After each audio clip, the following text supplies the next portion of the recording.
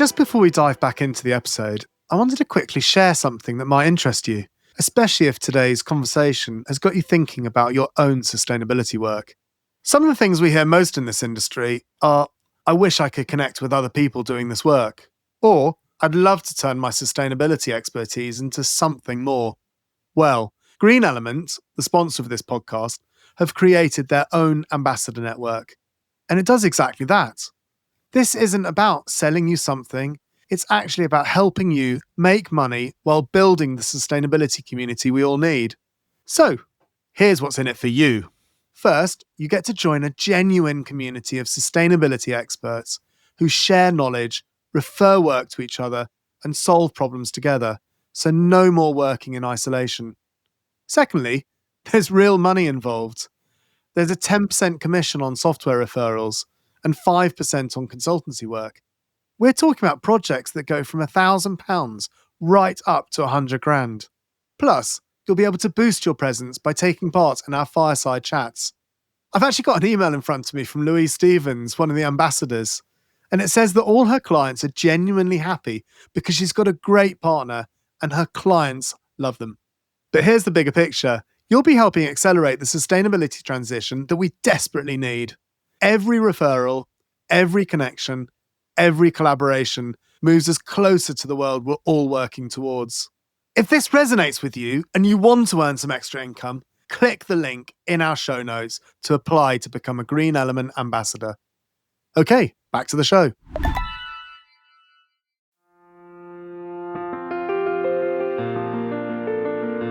Welcome to the Green Element podcast, where we meet business leaders and innovators transforming their operations to be more environmentally and socially sustainable, and in the process help you on your journey of sustainability. I'm your host, Will Richardson. Today, we are speaking with Duncan Kerr, the CEO of Aeristech, and Luke Reed, the Head of Research and Development. Aeristech is a multi-award-winning engineering company who deliver high-tech projects relating to hydrogen fuel cells and market hybrid turbo technology systems for motor vehicles.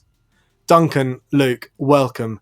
Thank you very much, Will. It's great to have you here. And if I may, I'd like to start by asking you both about your journey and how you came to work in this industry. Well, I was working at a venture capital firm called Midvin in 2010, and I made the first venture capital investment in Aeristech as a fund manager.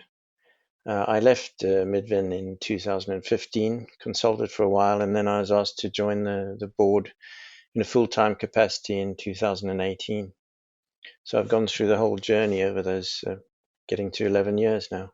Brilliant. And what about you, Luke? I actually started off in the Ministry of Defence, and after doing my graduate scheme and staying there for a bit, felt that I wanted to get a bit more out of my engineering career, and then started looking for a company, ideally in an industrial estate, doing a bit more hands-on engineering and a bit more analysis. And then I found Aeristech and was quite interested in what they were doing. And that was about 2011, and been there since. Brilliant. And in a nutshell, what does Aeristech do? I know that I did a really bad job of introducing you at the beginning, but could you kind of help me and our guests know what you do?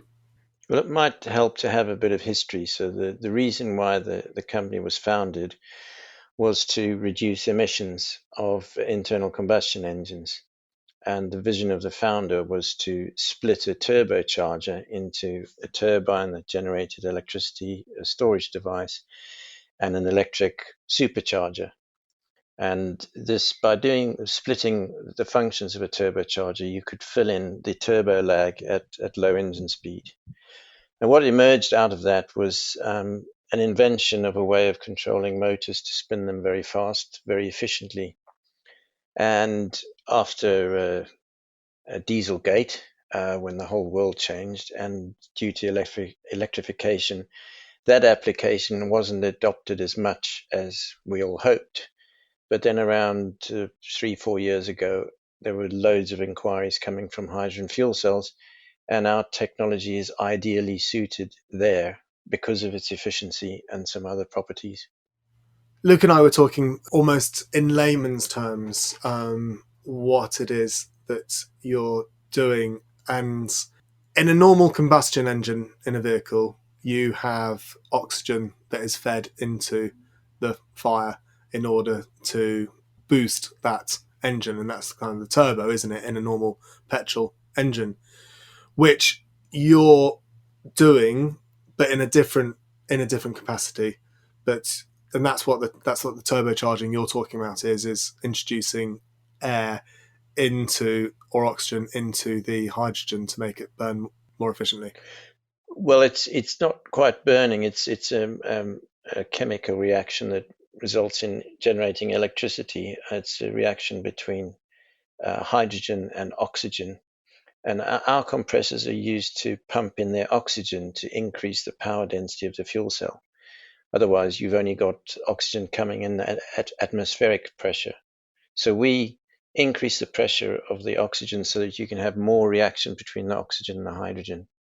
And it's similar to a combustion engine where you do have combustion, where you need to have the correct fuel and oxygen mix to have ideal combustion. One of the problems at low engine speeds when turbochargers are not active because there's not enough waste energy is that the fuel is not fully burnt. And that's why, you must have seen on the motorway when a diesel car starts accelerating, you get this big plume of black smoke coming out the back, and that's because the fuel's not fully burned. So, with regards to climate change, how will the products at Aeristech help to deliver a sustainable future? I think on that Well, side, we're part of we enabling. an enabling technology that will allow hydrogen fuel cells to be more practical in a transport application. And the reason why we're special is that we're very efficient, and the air compressor on a hydrogen fuel cell is the biggest parasitic loss. And so if you're more efficient on the compressor, it means you use less hydrogen, you'd have increased range, and the whole system is more efficient. How long do you think it will be before we start to see hydrogen technology becoming mainstream? And in which industries do you think? I think in the short term, in the next 2 to 3 years, it'll be adopted in commercial vehicles. That's trucks, buses, delivery vans, in applications where you don't need a full fueling infrastructure everywhere, like you do with cars and petrol stations. They're ubiquitous, but hydrogen stations are not yet. So the first adopters will be where you don't need a full network of refueling stations.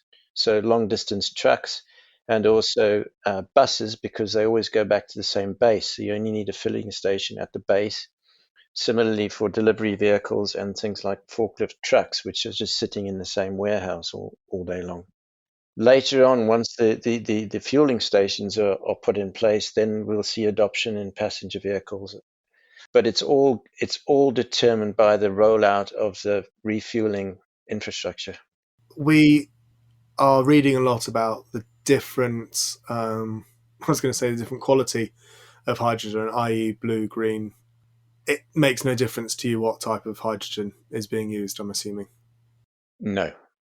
And in fact, you can also use methanol as a source of hydrogen, which is not very green at all. But at least at the point of use, there are zero emissions. It doesn't matter what hydrogen you use. But if you want to have no emissions throughout the whole energy chain, then you need to use green hydrogen. And in your opinion, what does the future of travel look like? And what technology will we be using? I think we'll be using a combination of technologies for short range applications, possibly mainly battery for passenger short range where there's an anxiety of running out of charge. For longer range, it would be hydrogen. I think that, diesel will be around for a bit longer. They're going to, in off-highway applications where you need a lot of power, they're going to make it cleaner by reducing emissions there. We can play a part in that. And then for short range aviation, we also have hydrogen fuel cells playing a part. But I I doubt you'd be flying from the UK to China, for example, on a hydrogen in any near future. Right. And is that because the capacity, just wouldn't be enough capacity in the aeroplane in order to fuel it from here to China? I think so. Because EasyJet have bought a electric plane company, haven't they? And they're looking at rolling out electric only flights for short haul. Yeah. I think by 2025 is what they're saying. Well, we're partnered with Zero Avia on a government-funded grant project, and that's to power a propeller airplane, a 600 kilowatt with a hydrogen fuel cell powertrain. And that would be for short passenger flights up to 14 passengers. Brilliant. I mean, to put it into perspective to the listener, what does that look like in CO2 emissions compared to, say, a normal passenger car? So if you were driving from here to Berlin or flying from here to Berlin in that plane. I think if you were driving a hydrogen-powered car or flying in a hydrogen-powered airplane, they're both emission-free. I think that's really interesting what you've just said, because you're basically saying that we potentially could fly short distances emission-free in the near future. Yeah, that's definitely the vision of Zero Avia. Well, it's I guess an interesting point by Duncan there, and expanding on what you've said. So if you were to say fly to Berlin in a hydrogen powered plane, compared to an internal combustion engine, then it does depend on how that hydrogen is formed and whether it is done using green technology. I guess where the market is at the moment, that's still in development. But then compared with, if you were to compare it directly with a hydrogen car, because you could drive that distance in a hydrogen car, I think air travel would still be the greener way of doing it, because it's a much more efficient way of moving more people longer distances. And I'm thinking that the 14 passengers that you, Duncan, said would just increase as the technology increases. You end up with 100, 200, 300 people, which is what you'd want to be. It's not particularly feasible to have 14 people flying. You'd have an awful lot of planes flying around. Yeah. I think the 14 is just for very regional, hopping between islands sort of thing, not mainstream. And it is small steps, especially with aerospace. It's a very safety conscious industry, and these steps need to be done first before you start moving up to the larger planes and maturing the technology gradually. And the uptake of people and organizations taking on your technology, what has been a barrier so far? You've been around since 2010. We're now in 2021. Why have we not been, using you more? You're probably asking the same question, actually. I think that the hydrogen has only come of age, and I can't explain exactly why it started being adopted sort of more aggressively from 2017. I think it's mainly driven by governments saying that you've got to cut out petrol and diesel, and if you hear some academics, they say there aren't enough raw materials to make enough batteries for the UK globally to go straight over to fully battery electric vehicles. So I think that the global OEMs have realized that hydrogen is going to play a big part, and the tier ones who've approached us to use our technology have realized, a lot of them, that their whole businesses are going to collapse, because if you move away from diesel, petrol, and you're a transmission company or a diesel engine company, your business is going to disappear if you don't do something.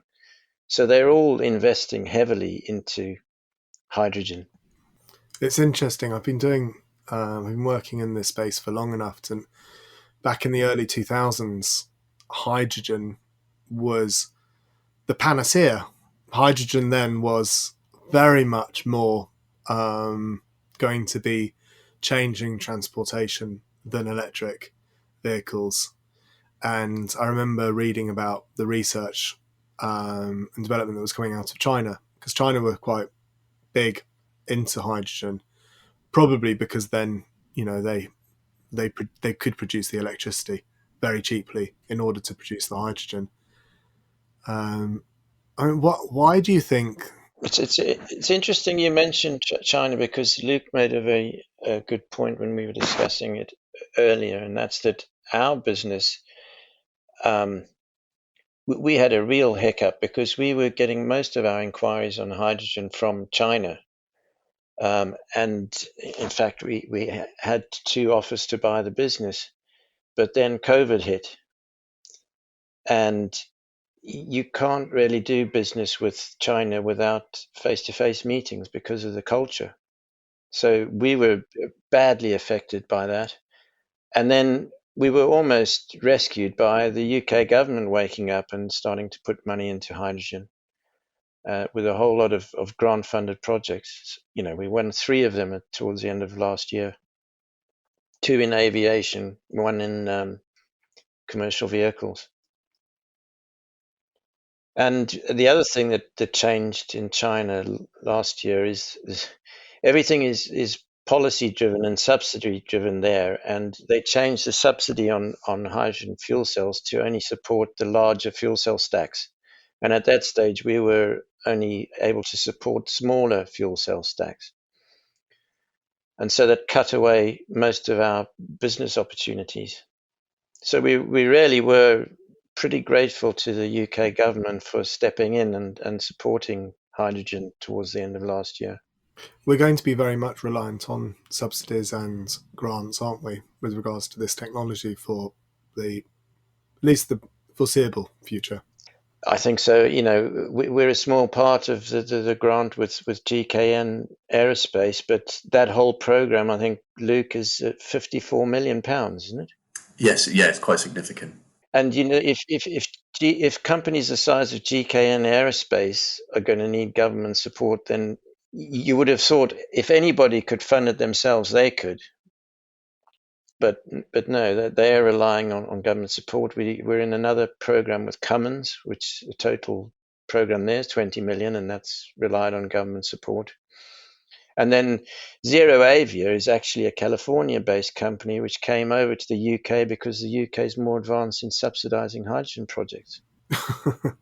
And we've only just started doing it. That doesn't say much for the States. No. Reading between the lines there. What do you think the drivers behind the transition from fossil fuel to sustainable alternatives are? Is it cost efficiency, sustainability, or a mixture of all of these elements? I think it's getting that increase in global temperatures so that we don't all drown in rising sea levels, and it's global warming, I think, is driving the whole thing. Aerospace is known. Oh, sorry, Luke. Did you want to? Well, I was going to say it's an interesting one because I think people are aware now of their effect on emissions and what they can cause to global temperatures. But at the same time, there is still a desire to own your own vehicle, to still go on holiday to faraway places. And if we don't address those issues, people aren't just going to sit in their own town or village for the rest of their lives. People still want to go out because it's human instinct to go and explore, and now people are used to having their own cars.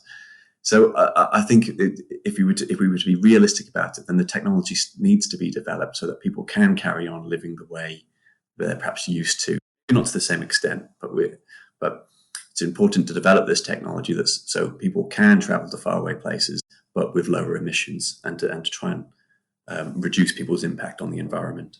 Yeah, no, absolutely. I think we, as an organisation, help companies and organisations become more sustainable.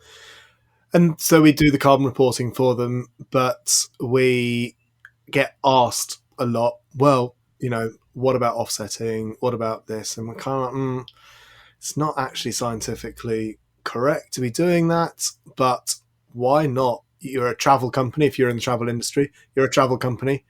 Invest in the industry you're in. in order to lower your industry's emissions. And that ties into exactly what you've just said, Luke, because from where we see it, if you are a very large travel company and you are invested in trying to get people traveling, and you also know that you need to have them doing it sustainably, then investing in low carbon technologies is a kind of a no-brainer, because the more we put money into these technologies as people using them, then the faster we'll be able to get the tech. We can't just put our money into growing a tree that will take a carbon out in 100 years and hope that the aerospace industry will sort everything else out. Yeah, exactly. Yeah, we need to try and stop the problem at the source. This is veering away from your field of expertise, but how do you think we can do that from a communication point of view? Well, I think that these travel companies need to have campaigns to educate the end consumer of what's going on. And the other alternative, which probably nobody likes, is for governments to have a tax policy that drives the right behavior. You know, if you're flying an airplane and you're using biofuels rather than fossil fuels, you should pay less tax, shouldn't you? I don't think you pay any tax, do you, on aviation fuel? No, I mean on landing charges and. Yeah, no, but I'm kind of, but you don't pay tax on aviation fuel. I mean, Well, what's that? should. What is that about? I was kind of agreeing with you. Yeah. Aerospace is known for producing high levels of emissions, so it must be really exciting to see that Aeristech are expanding into that area. Is it just the aerospace and the transportation sector that you are working in, or are you able to actually transition into other industries? We are, and we've done some work in industrial compressors, for example, as well, where they're after efficiency as well. You know, and where a few percentage points of increase makes a difference to them, and that's in applications such as food processing, nuclear, and medical, where clean air is needed. And that's all about the cost of electricity running these compressors. And as an organization, how many people are there within your organization? Because you're across a number of different offices around the globe, aren't you? Small offices. We're growing very fast. I think we're at 52 now. We've got a number of vacancies. We find it quite difficult to recruit the necessary skill sets. There's quite a high demand, as you can expect, with the whole world electrifying. In the world of transport, there's a high demand for power electronics skills. So there's a shortage there. We have a few people in China. In other territories, we use agents who help us find business. How do you manage your carbon footprint? Well, that's something that we haven't actually come to address yet. It's been a focus on enabling decarbonisation of the industries we serve. We've still got to have a look at ourselves. We've been more in survival mode, so that's something that, you know, when we're a bit more stable, we can address. But so, for example, it's pretty trivial, but we think you're putting LED lights to replace all of the lighting in the building that we're in Leamington. Luke is conscious of things in the design of our products as well, make them more sustainable. That's actually a really nice transition into product cycle analysis. Is that something that you take into put in the equation? Oh, very much so.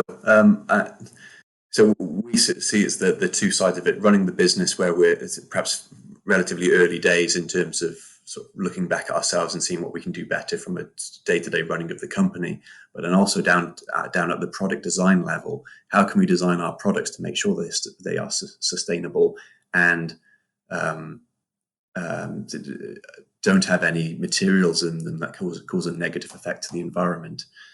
When we're looking at these fuel cell compressors, there's quite a few elements of them that need quite high-tech materials, such as permanent magnets, and the bearings that go into them can be quite exotic if we were to just use off-the-shelf items. So we spend a lot of time looking at those key areas and trying to work out how to remove the worst offenders in terms of materials. Things like dysprosium in our permanent magnets and hexavalent chrome, which is perhaps may have been more common a couple of years ago and is generally seen as what's used on the type of bearings we use. But we've gone out of our way to make sure that we can engineer those things out of our products. And that must be really hard, because I think what we didn't touch upon when we were talking about your technology is the RPM, the amount of times you can turn a motor. I don't know.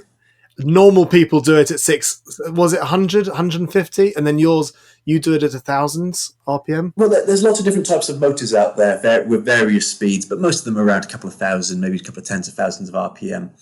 To make our centrifugal compressors compact and efficient for the transport sector, we need to spin it, typically above 100,000 RPM. And on top of that, because it's producing compressed air that needs to be fed into a hydrogen fuel cell, there must be no oil contamination in that air, because that will poison the membrane that transfers the protons. So that really limits us to what we can use for bearing technology, and pretty much leaves us with a type of bearing called an air bearing, which essentially is what it sounds like. We suspend the shaft on a cushion of air using various aerodynamic principles. The problem comes when you bring that to a stop.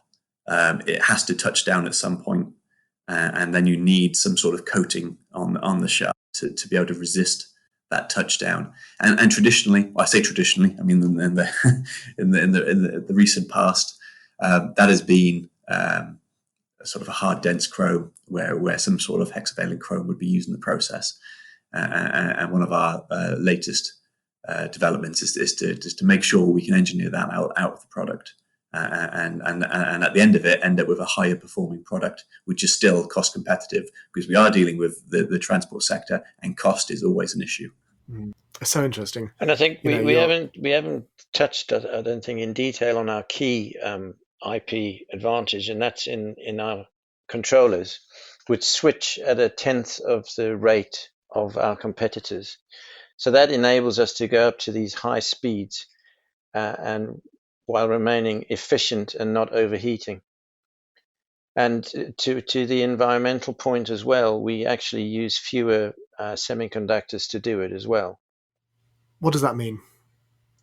Well, the controllers. Sorry.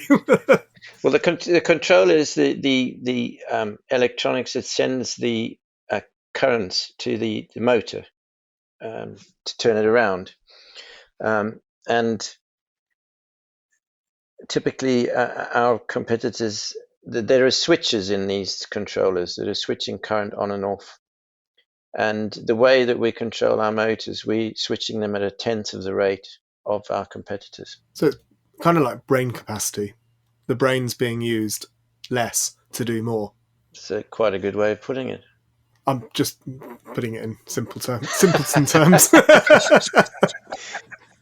Thank you so much for today. It's been really, really interesting listening to you and what you're doing, and I'm certainly going to be eagerly watching your organisation and how you're helping us and the whole world move to a more green future. Thank you for joining us. Thank you very much, Will. Thank you. And thanks for listening to the Sustainable Business Podcast. If you enjoyed today's content, why not join our post-podcast discussion in our online community at sustainabilitysolved.org. We will be sharing ideas and collaborating on technology and sustainability with our members. Join now and find a space to collaborate with like-minded professionals, learn more about sustainable business and inspire others to become more environmental. We also have an important update for our listeners. We'll be changing the name of this podcast to Sustainability Solved to better reflect the content of our podcast. You will still be able to access all our original podcasts on your preferred platform.